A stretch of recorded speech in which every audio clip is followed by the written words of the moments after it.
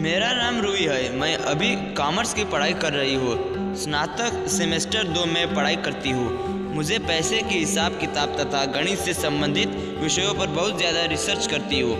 साथ ही मैं अपने मनपसंद सब्जेक्ट के रूप में कॉमर्स की पढ़ाई भी कर रही हूँ। मेरी उम्र अभी 19 साल है और मैं प्रत्येक दिन क्लास करने के लिए कॉलेज जाया करती हूँ। वैसे तो कॉलेज में मेरे बहुत सारे दोस्त हैं, कुछ लड़के भी दोस्त हैं, कुछ लड़कियाँ भी दोस्त हैं, लेकिन मैं उनसे ज़्यादा दोस्ती नहीं करती हूँ।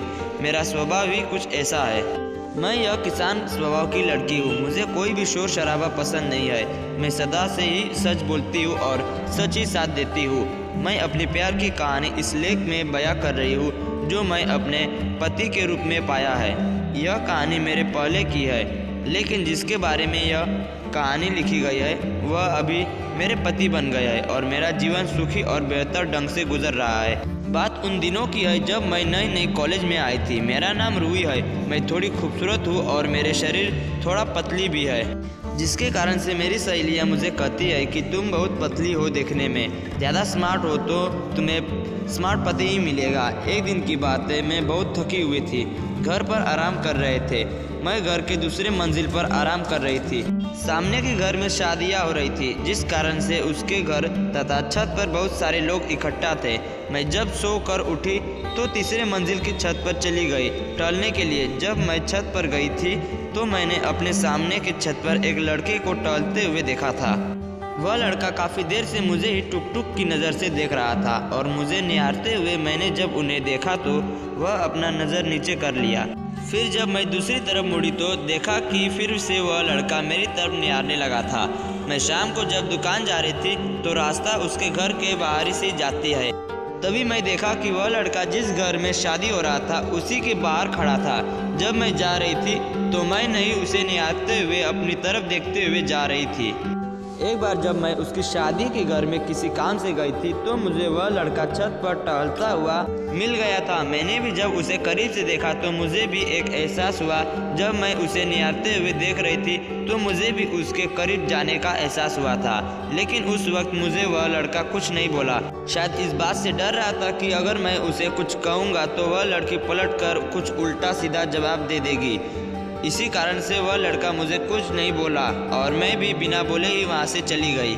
जिस घर में शादी हो रही थी, जब उसके घर में लड़के की विदाई हो रही थी तो मोहल्ले के सभी लोग उसी घर पर खड़े हुआ था। उसी वक्त मैं भी उसकी विदाई में शामिल होने के लिए बाहर रोड पर खड़ी थी। उसके बाद वह लड़का भी वहाँ आ गया था और मुझे एक लेटर मतलब कि प्रेम पत्र मेरे हाथ में थमा दिया। जब मैंने उस प्रेम पत्र लेटर को पढ़ने के लिए खोला तो मैंने उसमें सिर्फ 10 अंक का मोबाइल नंबर मिला था। मैं 1-2 सप्ताह तक उस मोबाइल नंबर को रोज़ निकाल कर देखती थी, जिस कारण से वह मोबाइल नंबर मुझे याद हो गया था। एक दिन मैं सोची कि चलो आज इस मोबाइल नंबर पर कॉल लगाकर देखते हैं। जब मैं कॉल लगा रहे थे मेरे दिल की धड़कन तेज हो गई थी, क्योंकि मेरा नंबर उसका था। मुझसे बहुत ज़्यादा प्यार किया करता था। वह लड़का मुझे बहुत दिन पहले जहाँ मोबाइल नंबर देकर गया था, लेकिन मैंने अभी तक इस मोबाइल नंबर पर एक बार भी कॉल करने का प्रयास नहीं किया था।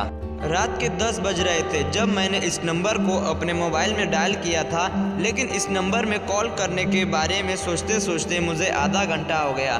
लगभग 10:30 बज गया था, लेकिन फिर भी मैं कॉल कर नहीं पा रही थी। एक बार मैंने हिम्मत लगाकर उस नंबर पर कॉल लगा दिया। उसके बाद उधर से कॉल उठाया गया था। वही लड़का का आवाज़ आ रहा था। बस मेरी आवाज़ सुनते ही वह लड़का मुझे पहचान लिया था। बोल रहा था कि तुम्हें फ़ोन लगाने में इतना दिन लग गया है। उस दिन हम लोग ने रात के 2 बजे तक बात किए थे। वह भी अपना सारा चीज़ हमें बता रहा था, मैं भी अपना सारा हालचाल उसे बता रही थी। इस प्रकार से वक्त बीतता गया और मुझे टाइम का भी पता नहीं चला। मैंने कभी भी इससे पहले इतनी ज़्यादा देर और बेचैन आनंददायी तरीके से किसी और से बातचीत नहीं किया था। उससे बात करने पर मुझे समय का पता बिल्कुल भी नहीं चल रहा था। आजकल और अब मैं सुबह जब 6 बजे सोकर उठी थी तो सबसे पहले उसे ही याद कर रहे थे।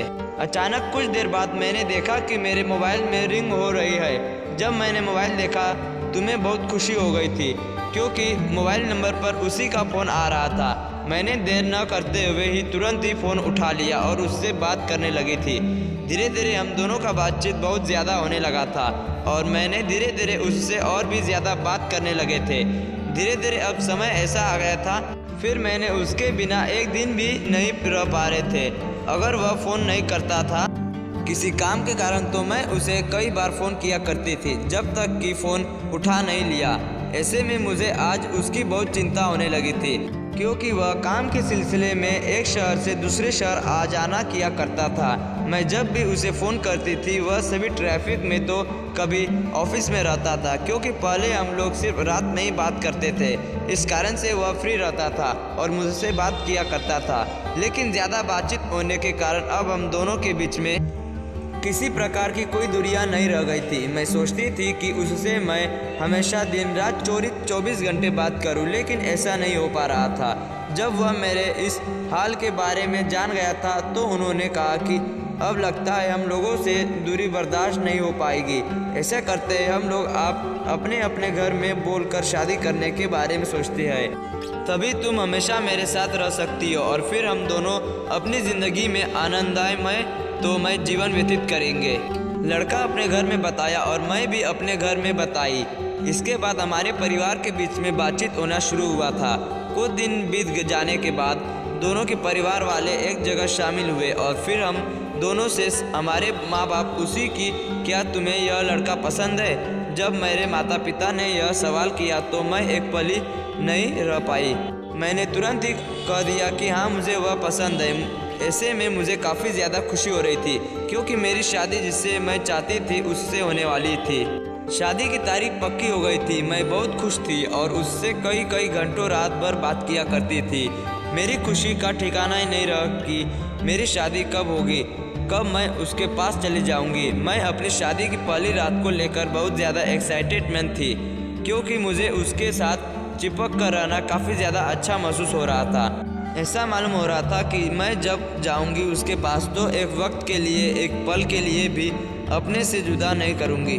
मैंने पहले से यह सोच लिया था कि मैं पहली रात से लेकर जब तक मेरी ज़िंदगी रहेगी मैं उसे अपने सीने से अलग नहीं होने दूंगी, चाहे मेरी नींद ही क्यों ना लग जाए।